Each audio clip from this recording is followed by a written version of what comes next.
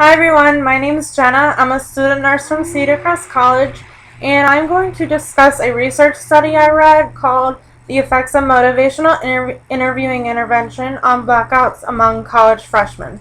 We'll start with the problem of this study is that more than half of college freshmen binge drink alcohol during the summer before they start college, and the purpose of this study is to examine the impact of motivational interviewing, otherwise known as MI, as an intervention on the rate of blackouts among freshmen who engaged in high-risk drinking and drug use.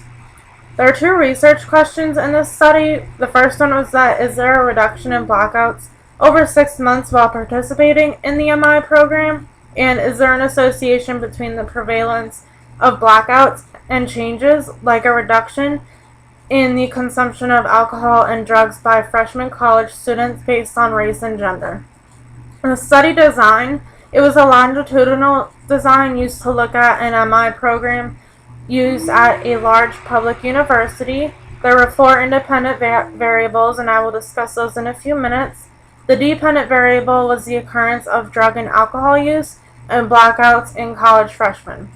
For the sample, originally there were 300 students who were recruited from the public university campus as possible participants, and those students who were interested were screened over the phone to determine eligibility to participate. These criteria were that they had to be a full-time freshman, they had to be between 18 and 20 years old, had to have consumed alcohol in the previous 30 days, they had to be able to read and speak English, and they had to be willing to participate in the study. Their demographic data was also collected, like their age, gender, ethnicity, level of education, place of current residence, and their contact information. Of these students, 98 of them were excluded because they did not meet all of these eligibility requirements, and then 14 more students were excluded because they could not attend all 4 sessions. So the final sample turned out to be 118 students, and they all signed an informed consent before they started the participation. The intervention used was the motivational interviewing, and it has been used effectively among these students to decrease high-risk drinking and the associated negative consequences, but there are limited studies with various results on its effectiveness in changing drug use behaviors. It was given to the participants at baseline, 2 weeks, 3 months, and 6 months, and consisted of alcohol education and personalized feedback. Each interventionist had about 30 participants.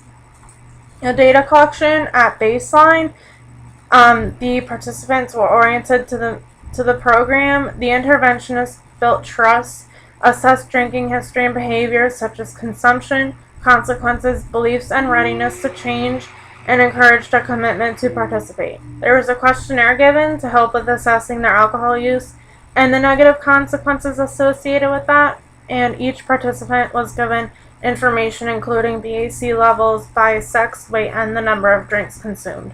At the 2-week session, the students had an opportunity to ask questions about information given.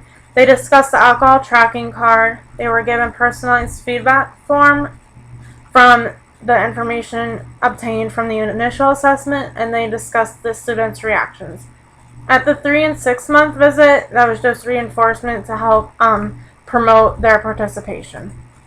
There were 3 tools used during the motivational interviewing. The first one was the daily drinking questionnaire, which measures alcohol consumption patterns, including the quantity, the frequency of use, and peak drinking events daily over a typical week. Next was the Rutgers Alcohol Problem Index, which assesses frequency of occurrence of negative feedback consequences and measures the impact of alcohol consumption on social and health indicators, and was scored from a 0, meaning never, to a 3, which was 10 or more times. And finally, there was the Government Performance and Results Act, which collects physical health problems, social connectiveness, and unprotected sexual history, and drug or alcohol use, and was used to collect data on drug use during the past 30 days. There were 3 models used in this study: the marginal models, person-specific models, and logistic regression models. The first 2 models mentioned were used to determine the connections between blackouts and drug and alcohol use. The logistic regression models were used to investigate the association of alcohol, drug use, and gender blackouts for the first time at 6 months, and a separate logistic regression model was used to investigate the association of alcohol and drug use to not having blackouts at the 6-month session. These are the results of this study. You can see that there is a decrease in almost every rate or number, except for the number of drug-using days, which increased, and the average maximum number of drinks per week, which stayed the same.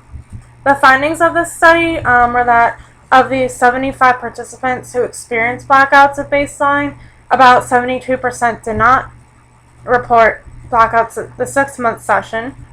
Of the 112 participants who did not report blackouts at baseline, only 8% reported blackouts at 6 months.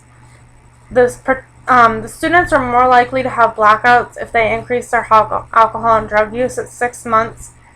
Motivational interviewing resulted in fewer blackouts at 6 months than at baseline. The blackouts are associated with male gender and the number of drinks consumed, and 9 out of the 112 participants who did not have blackouts at baseline did report them at 6 months.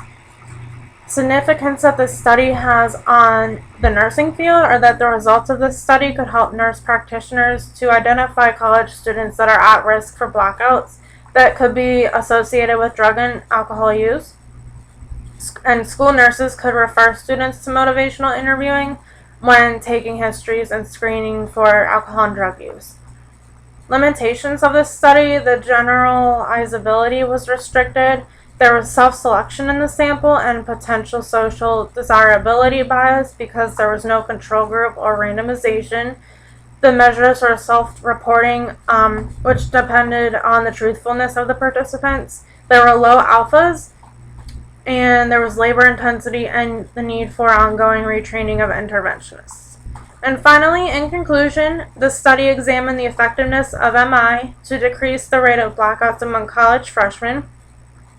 The program resulted in a reduction in drinking and an associated decrease in blackouts for a significant number of participants who were engaging in high-risk drinking, and no link to race or gender was found. And that's it. Thanks for watching.